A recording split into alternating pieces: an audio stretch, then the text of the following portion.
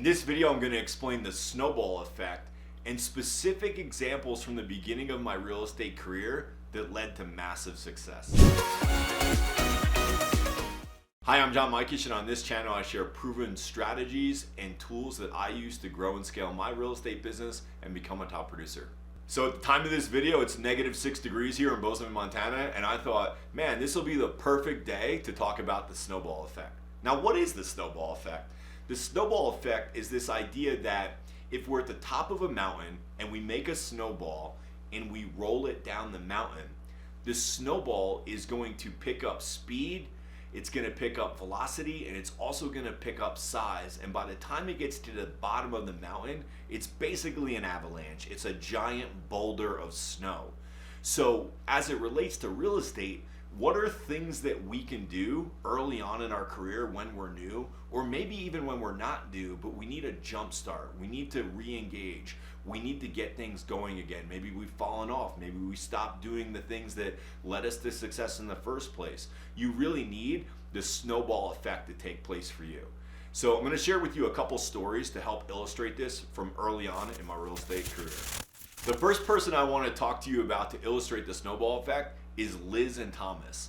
Liz and Thomas were clients that we worked with very early on in our real estate career. My wife and I had just moved to North Carolina, and this dear couple called on a listing that was in the neighborhood I lived on. Now, it wasn't my listing, but it happened to be the listing for my broker in charge.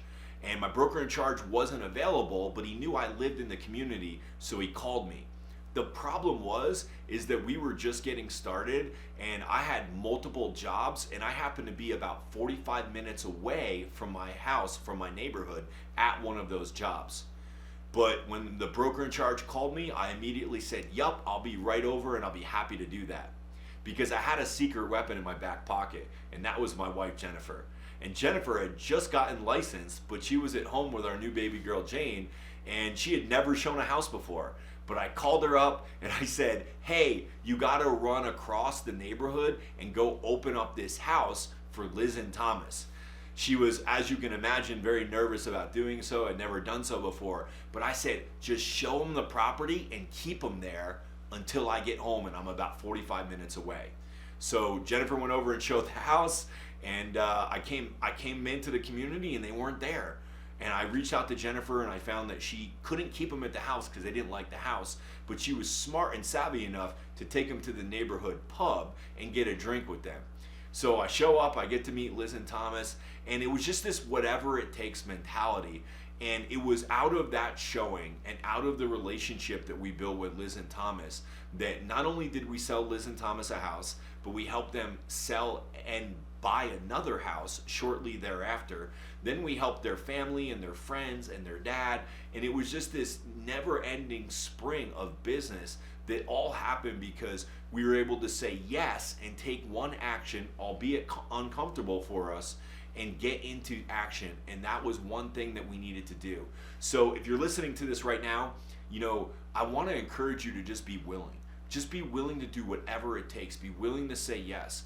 If you try to act like you think a real estate agent should act, you're probably going to find that you're going to be a casualty in one of the 80 or 87% of realtors that fail within their first couple of years. So take everything you think you know about being a real estate agent, throw it aside, and just have this willingness.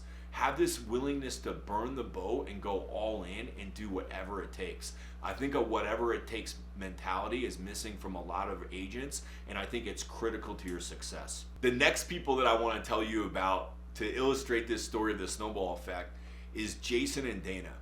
Jason and Dana had what they coined to be the unsellable townhouse. They believed and had tried to sell this house for years before, and nobody was interested. And they couldn't sell it for what they owed on the mortgage, and they were desperate to get out of this neighborhood and get back down to the city where they longed to be.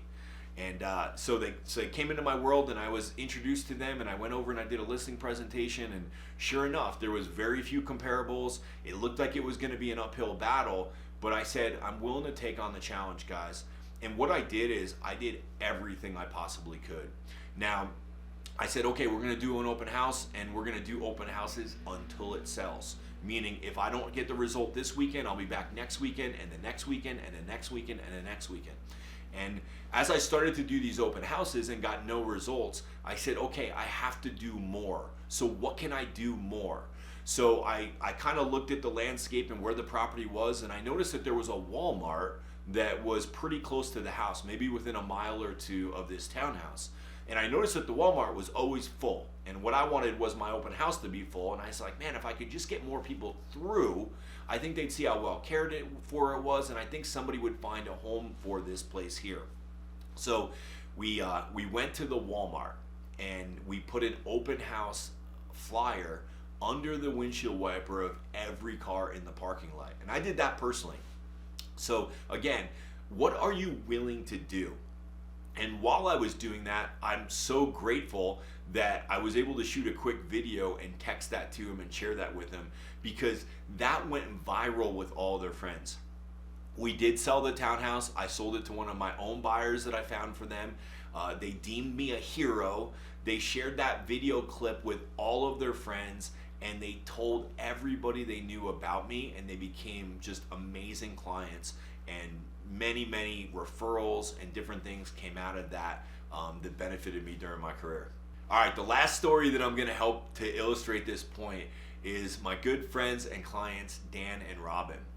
Dan and Robin were a young couple. They were living in their first apartment together, and this crazy thing came along called the first-time homebuyer tax credit.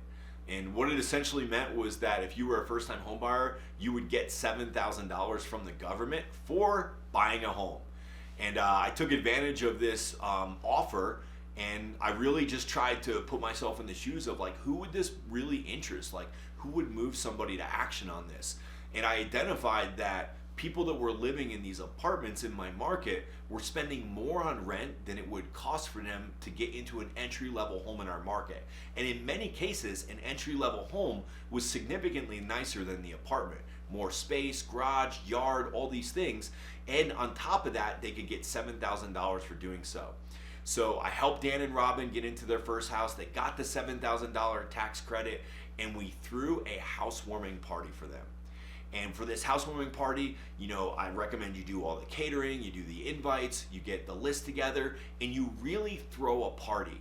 Because what you'll find is that people generally tend to assimilate with people that are in a like stage of them of life. So when we had this housewarming party, all of their friends came, and guess what? All of their friends were renters. And all we did was talk about how awesome the new house was, how they got $7,000 for buying a house, how their mortgage was less than their rent, and they were on their pathway to building wealth through owning real estate. And lo and behold, what happened is many of those people that were at that initial housewarming party ended up using me, taking advantage of the same program, getting the same $7,000 tax program, and buying houses. And then we had housewarming parties for them, and then for those people. And it snowballed into the point where for years and years, I'm talking 10, 15 years after that housewarming party, I would look back at my book of business from that year, and almost every single year I had business because of that initial housewarming party 10 or 15 years prior. So it really is amazing, guys, and it really will be a snowball effect. What I want you to take away from this video, though, is that you've got to be willing to go all in and go the extra mile. When you go the extra mile, you're gonna find that you have no competition. One of my favorite quotes when I first started becoming a realtor was, "Good things come to those who wait, but only that which is left behind by those who hustle." Stop waiting for the next deal. Stop being a real estate agent that hopes that something is gonna fall in their lap. Hope is not a strategy. Get strategic, go all in, and out hustle your competition, and you'll find more success than you ever imagined possible on the other side and in that extra mile. In closing, I'll say this. If you want help, reach out. I put a link below, and that will get you access to a free strategy call with me, and I'd love to help you. But I can't do the work for you. You have to take that initial action and actually reach out and do something. And if you'll do something and reach out, I promise I'll be here on the other side to help you put a strategy in place and explain all the ways in which I can help and partner with you in order to achieve your real estate dreams.